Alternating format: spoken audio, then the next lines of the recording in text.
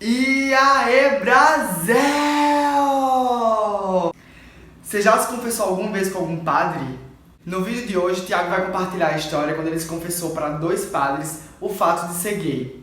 E você quer saber qual foi a reação? Assiste até o final.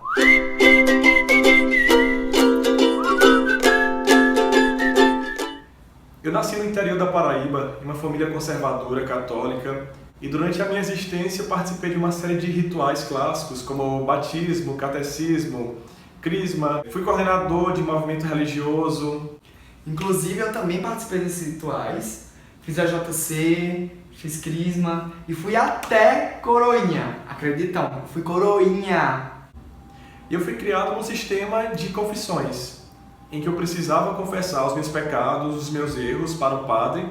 E chegou uma época da minha vida em que eu sentia a necessidade de compartilhar o fato da minha orientação sexual ser diferente do que é normal, entre aspas. E a minha primeira experiência de confissão em que eu pude partilhar a minha orientação foi com um padre que me aconselhou o seguinte: você vai ter que viver a castidade, ou seja, não pode ter relacionamentos nem com homens nem com mulheres. Quando eu escutei isso, eu comecei a me afastar das pessoas que eu poderia me relacionar. Eu comecei a viver um processo de isolamento muito profundo, comecei a viver dentro de uma caverna. Durante esses 2 anos que eu parei de me relacionar com as pessoas, eu perguntava muito para Deus: meu Deus, tu conhece meu coração, tu sabe que eu quero constituir uma família, por que eu preciso viver esse processo de isolamento? Eu não quero viver a minha vida inteira dentro de uma caverna, vendo outras pessoas casando e tendo seus filhos.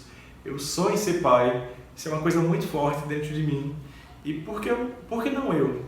Porque eu não posso viver tudo isso que o meu coração realmente quer. Mas não se relacionava com ninguém, não ficava com ninguém? Não. Me afastei, eu passei praticamente 1 ano e meio, praticamente 2 anos, longe de pessoas das quais eu poderia ter um relacionamento. Isso fruto daquele conselho que, na minha visão, era um representante de Deus. Essa visão só mudou quando eu comecei a frequentar uma outra paróquia, conheci um outro padre com um discurso acolhedor, em que eu me sentia à vontade para poder partilhar novamente a questão da minha orientação sexual. E foi uma coisa tão forte que, quando eu fui até o confessionário partilhar com muita franqueza o fato de ser gay, eu falei: padre, sou gay e eu me sinto como um leproso.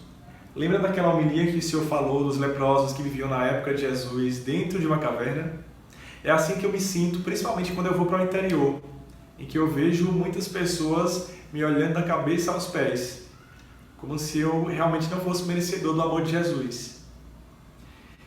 E aquele padre olhou para mim e falou: Thiago, você é Geni.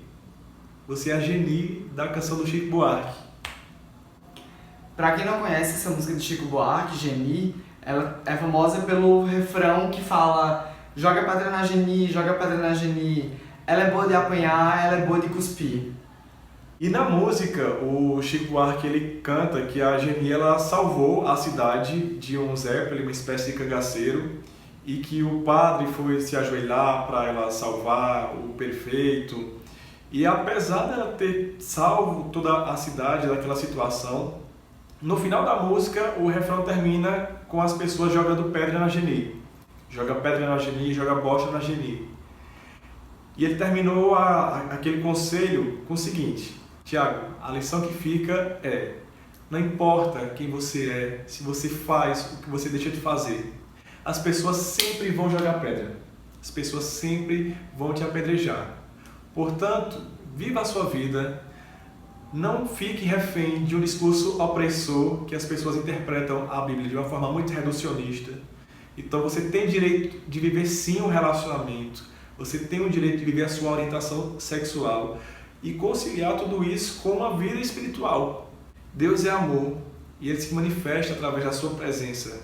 E eu estou aqui para lhe empoderar, para te acompanhar nesse processo de autoaceitação, para que você possa realmente ser quem você é, que é o maior presente que você pode dar para esse mundo. Essa confissão mudou a minha vida. porque eu pude realmente viver o processo de autoaceitação.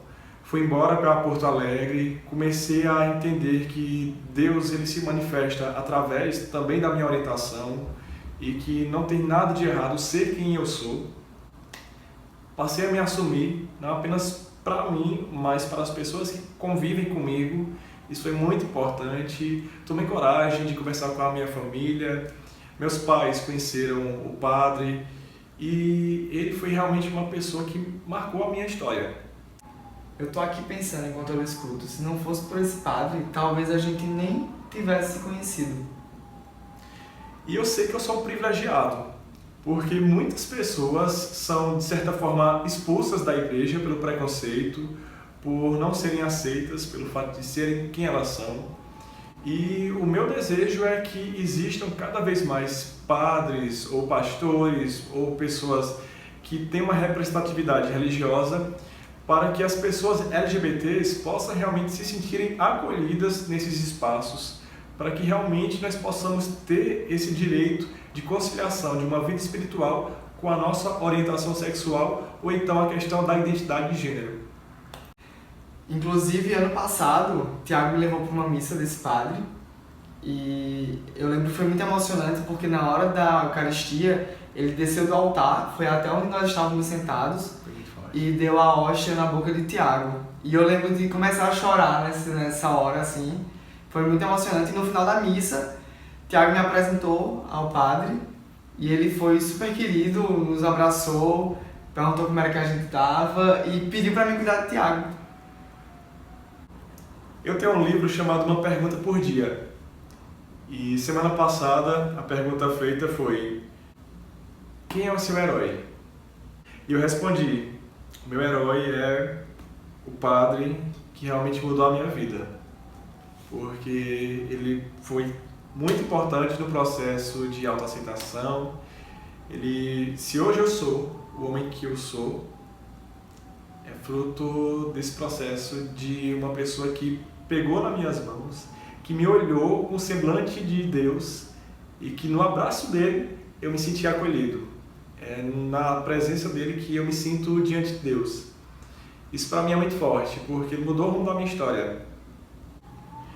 Eu respeito todas as pessoas LGBTs que saem, que se afastam da vida religiosa, porque o preconceito realmente existe.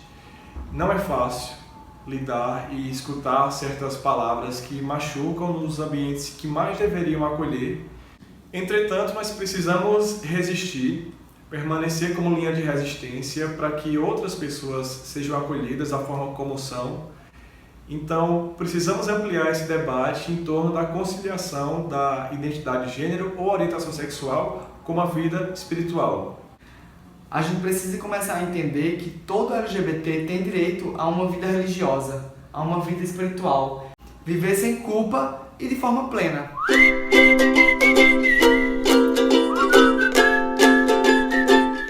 Você aí já sofreu algum tipo de preconceito ou teve que se afastar da vida religiosa só pelo fato de ser diferente? Ou você conhece alguma história de acolhimento como essa que eu acabei de contar? Deixa teu comentário, faça tua inscrição no canal para não perder os próximos vídeos, compartilha esse vídeo e até a próxima! Até a próxima, pessoal!